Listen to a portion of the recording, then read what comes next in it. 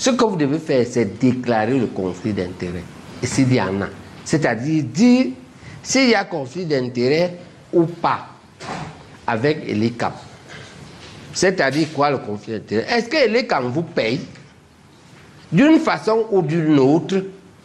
Parce que ça permet d'évaluer l'indépendance de votre pensée. Parce que d'emblée, vous êtes suspect, même si vous dites quoi. D'accord? Vous êtes. C'est-à-dire que si on parle des affaires de la tuberculose, médicaments, on dit qu'il y a trop d'effets secondaires ou bien il n'y a pas d'effets secondaires. Si je dois parler, je dois dire si je marche sur l'entreprise qui fabrique le médicament là.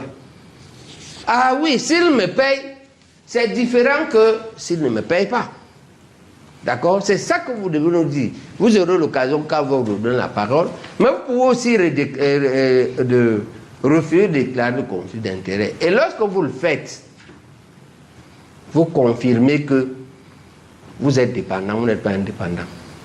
Si vous vous taisez, un conflit d'intérêt qui n'existe pas doit se dire que je n'ai jamais touché 5 francs d'eux et je n'espère pas toucher. Mais si on t'a payé le taxi ce matin, ce n'est pas la même chose. Ok, d'accord, professeur, merci. Je crois qu'on va poursuivre avec la présentation. Il nous a rejoint, il est avocat au barreau du Cameroun de lundi à vendredi. Oui.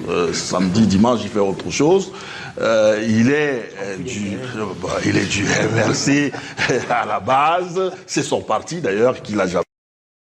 Et sur ce plateau, il est le représentant de Issa Dirouma Bakary.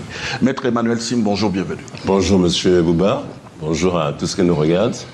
Je suis très heureux de retrouver sur ce plateau un ancien client, Monsieur Ernest Obama, que j'ai défendu à une époque. Vous vous souvenez, il ne m'a plus jamais cherché Monsieur Obama, j'ignore pourquoi d'ailleurs.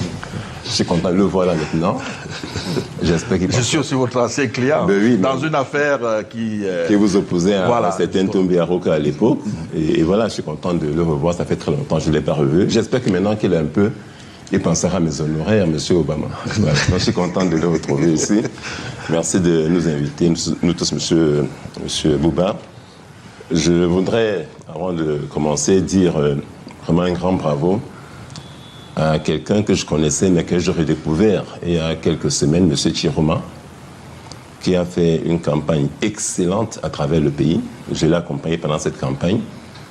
On a été à Douala, à Edea, partout, et j'ai vu cet homme-là entrer dans son peuple, parler à son peuple, dans sa voiture. Parce que le meeting qu'il faisait, c'était pas qu'il se mettait à la tribune pour parler aux gens, il restait dans sa voiture. Et les gens venaient l'entourer et communiquaient directement en tapant de la main à tous ceux qui venaient vers lui. J'avoue que ça m'a plu de voir cet homme politique être l'homme du peuple, pas cet homme politique encadré par l'armée nationale, que personne n'a salué, à qui personne. Le Camerounais ordinaire n'a pas serré la main à M. Paul Biya lors de